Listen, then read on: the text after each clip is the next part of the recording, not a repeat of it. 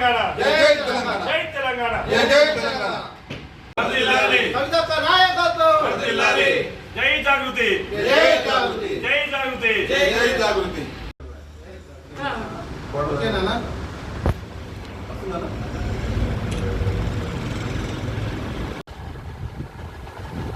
జై తెలంగాణ జై తెలంగాణ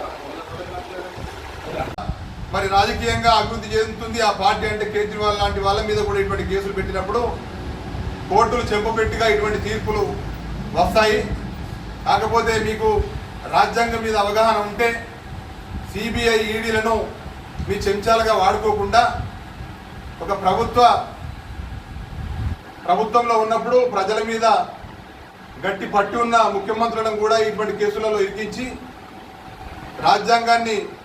రాజ్యాంగంలో ఉన్న అన్నిటిని కూడా మీరు వేస్ట్ టైం చేస్తున్నారు, డబ్బును వేస్ట్ చేస్తున్నారు. కాబట్టి రాబోయే రోజుల్లో కూడా మీకు ఇటువంటి కేసులు ఎక్కడ కూడా పెట్టొద్దని చెప్పేసి మరొకసారి కోరుతూ మరి తెలంగాణ వ్యాప్తంగా కూడా ఇలా మీరు అనుకున్నట్టే మరి టీఆర్ఎస్ నుంచి బహిష్కరించేటట్టు కవితక్కని చేయడం జరిగింది. మరి దానికి ఆమె ఎప్పుడూ భయపడలేదు. తెలంగాణ బిడ్డగా, తెలంగాణ బతుకమ్మ తల్లిగా మరి ఈ రాష్ట్రంలో అనేక కార్యక్రమాలు తెలంగాణ ఉద్యమంలో చేయడం జరిగింది. కాబట్టి రాబోయే రోజుల్లో కూడా రాజకీయంగా ఒక పార్టీ పెట్టబోతా ఉందక్క. అది కూడా 2-3 నెలల్లోనే ప్రకటించబోతా ఉంది తెలంగాణలో.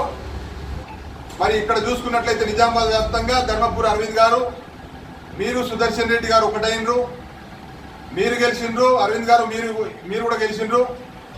మరి ఒక ముఖ్య సలహాదారుడుగా ఉన్నావు. ఇవాళ అన్ని మండలాల్లో చూసినట్టయితే రైతులందరికీ ఒక్క సంచి యూరియా దొరకని పరిస్థితులలో రాజకీయం చేస్తున్నారు మీరిద్దరు. మరి ఇంతవరకు డిసెంబర్ నుంచి ఇప్పటి వరకు రైతు బంధు పైసలు పడలేదు. తులం బంగారం ఇస్తా అని చెప్పేసి అక్క చెల్లెళ్ళ పెళ్లిళ్ళు అయిపోయి 2.5 సంవత్సరాలు అవుతుంది. ఎవరికి ఒక తులం బంగారం ఇచ్చిన దాఖలాలు లేవు. ఎక్కడ విద్యార్థులందరూ స్కూటీలు ఇస్తామని బోగస్ మాటలు చెప్పి ఆ రోజు ఎలక్షన్లలో ఓట్లు వేయించుకున్నారు. ఇలా పోలీస్ వ్యాన్ లేకపోతే వచ్చి ఒక మీటింగు పెట్టుకునే పరిస్థితి లేదు. మరి వీటన్నిటిని కూడా ఆలోచించాల్సిన పరిస్థితి ఉంది.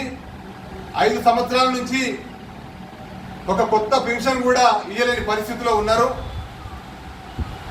మరి వీటన్నిటికి కూడా సమాధానం చెప్పాల్సిన బాధ్యత మీ మీద ఉంది. ఆడబిడ్డలను, అక్క చెల్లెలను కూడా కోరుతా ఉన్నాము. ఇటువంటి అభియోగాలు చేసినప్పుడు రాబోయే రోజులలో బీజేపీ ప్రభుత్వానికి కానీ కాంగ్రెస్ ప్రభుత్వానికి కానీ మరి మీరందరూ బుద్ధి చెప్తారని చెప్పేసి మరి ఈరోజు సోషల్ మీడియా మిత్రులందరూ కూడా మరి రకరకాల పార్టీలలో ఒక దొంగ మీడియాను సృష్టించుకొని మరి మల్లన్న లాంటి వాళ్ళు కూడా అనేక రోజులు ఆయన రాజకీయ జీవితం కోసము ఇటువంటి న్యూస్లన్నింటినీ వాడుకొని తెలంగాణ కోసం ఉద్యమం చేసిన కవితక్క గారి మీద ఉద్యమంలో రాష్ట్రమంతటా తిరిగి ఉద్యమ పాత్ర పోషిస్తూ తెలంగాణ వచ్చేంత వరకు పోరాడిన ఒక వ్యక్తి మీద అగౌరవంగా మాటలు చెప్తూ అగౌరవంగా సోషల్ మీడియాలలో పెడుతూ మరి కాంగ్రెస్ను వాడుకొని ఒక ఎమ్మెల్సీగా నువ్వు ఎన్నికై మరి నీలాంటి వాళ్ళను కూడా అనేక మందిని ప్రోత్సహించిన ధర్మపురి అరవింద్ గారు మీరు కూడా ఒకసారి గుర్తు తెచ్చుకోవాలా. మీకు కూడా కుటుంబాలు ఉంటాయి, మీకు కూడా ఆడబిడ్డలు ఉంటారు ఇళ్లలో. మరి అందరి మీద దేవుడి దయ వల్ల రాబోయే రోజుల్లో పైనుంచి దేవుడు అన్ని చూస్తూ ఉంటాడు. మీ పార్టీలు కూడా భూస్థాపితం కావడానికి చాలా దగ్గరగా రోజులు ఉన్నాయి.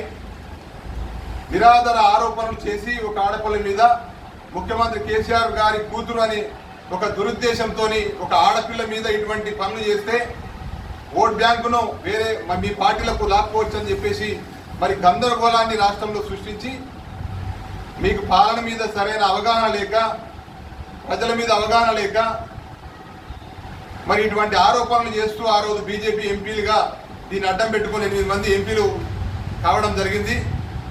మరి 2.5 సంవత్సరాలలో మీరు పీకింది ఏం లేదు. మరి లాస్ట్ స్టేజ్లో పంటలు ఉన్నాయి కాబట్టి ఒక గంట యూరియా దొరికే పరిస్థితి లేదు.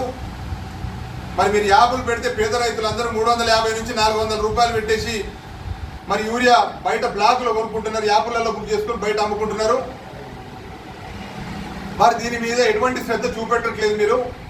మీకు రాబోయే రోజుల్లో బోధన్ కాన్స్టిట్యున్సీ నుంచి ప్రజలందరూ మీ అందరికి మీ ఇద్దరికి కూడా బుద్ధి చెప్తారు, మీ పార్టీని ఇక్కడ లేకుండా చేస్తారని చెప్తూ మరి కేసీఆర్ గారికి కూడా మరి ఇక్కడ బోధన కాన్స్టిట్యూన్సీ నుంచి ప్రత్యేకంగా మా అక్కగారి సొంత అత్తగారి మండలి కాబట్టి ఈ మండలి నుంచి కూడా మేము తెలియజేస్తా ఉన్నాము, మీకు ధన్యవాదాలు తెలియజేస్తా ఉన్నాము.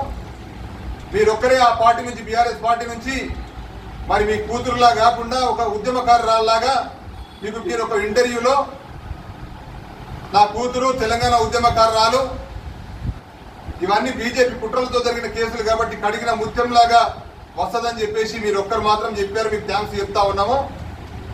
ఇలా మీ నాయకులు కొంతమంది కవిత మేడం గారు ఢిల్లీ కోర్టు ఇవాళ ఆమె మీద ఉన్న సిబిఐ ఈడీ కేసులను కొట్టివేయడం జరిగింది. గతంలో కేసీఆర్ గారి బీఆర్ఎస్ ప్రభుత్వంలో ఉన్న కవితక్క గారి మీద ఆ రోజు ఉన్న బీజేపీ ప్రభుత్వము కేసీఆర్ కుటుంబాన్ని మొత్తం విడగొట్టాలని చెప్పేసి కేసీఆర్ పతనంలో భాగంగా బీఆర్ఎస్ పతనంలో భాగంగా బీజేపీ ప్రభుత్వము ఆ రోజు ఒక మహిళను ఎంచుకొని ఒక లిక్కర్ కేసును ఢిల్లీలో జరిగిందన్న అభియోగాల దాని మీద మరి కవితక్క గారిని దాంట్లో చేర్చి ఆడిబిడ్డ మీద అనేక అభియోగాలు మోపి బీజేపీ ప్రభుత్వము కాంగ్రెస్ ప్రభుత్వానికి సంబంధించిన సోషల్ మీడియాలన్నీ కూడా మరి కేసీఆర్ ఆ రోజు కేసీఆర్ గవర్నమెంట్ మీద, గవర్నమెంట్ అయిపోయిన తర్వాత కాంగ్రెస్ వచ్చిన తర్వాత కూడా ఆమె మీద అనేక అభియోగాలు రాజకీయంగా వాడుకొని మరి ప్రభుత్వంలోకి వచ్చిన కాంగ్రెస్ గవర్నమెంట్ని కూడా మేము హెచ్చరిస్తూ ఉన్నాం. ఈరోజు ఒకసారి కోర్టు ఇచ్చిన తీర్పును మీకు చెంపపెట్టుగా బీజేపీ కాంగ్రెస్ ప్రభుత్వాలకు ఉందని చెప్పేసి మేము అంటూ ఉన్నాము. కార్యక్రమాలకు పోతుంటే వాళ్ళ రాజకీయ పబ్బం గడుపుకోవడానికి బీఆర్ఎస్లో మళ్ళీ టికెట్లు తెచ్చుకోవడానికి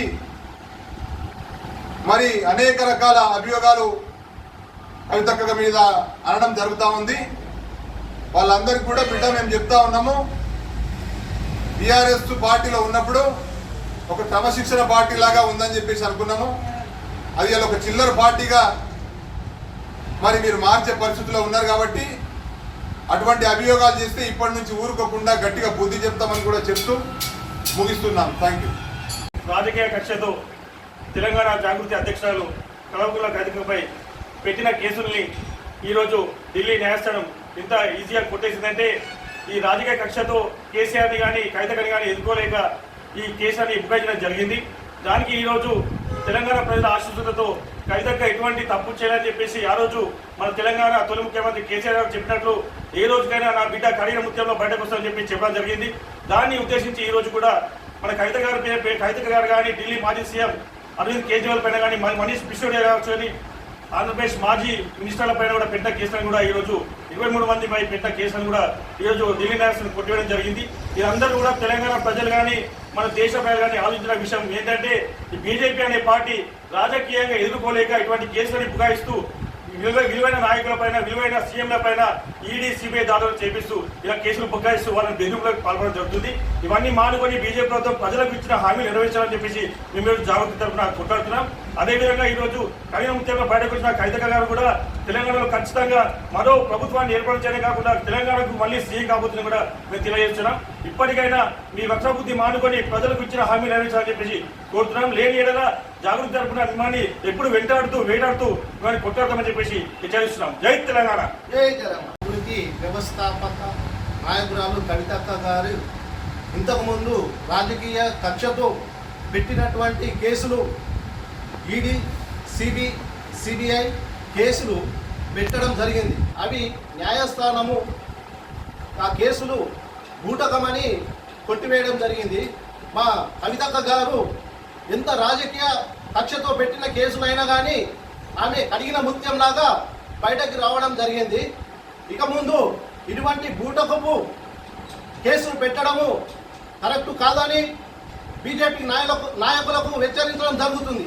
ఎందుకంటే ఇటువంటి మన పుట్టింటి బిడ్డ అయినటువంటి మా కవితక్క గారి మీద కేసులు పెట్టి ఇవల్ల మేము అక్కగారి మీద న్యాయస్థానము ఖచ్చితంగా ఇటువంటి కేసులు పెట్టద్దని కోరుకుంటూ అందరికీ నా యొక్క ధన్యవాదాలు.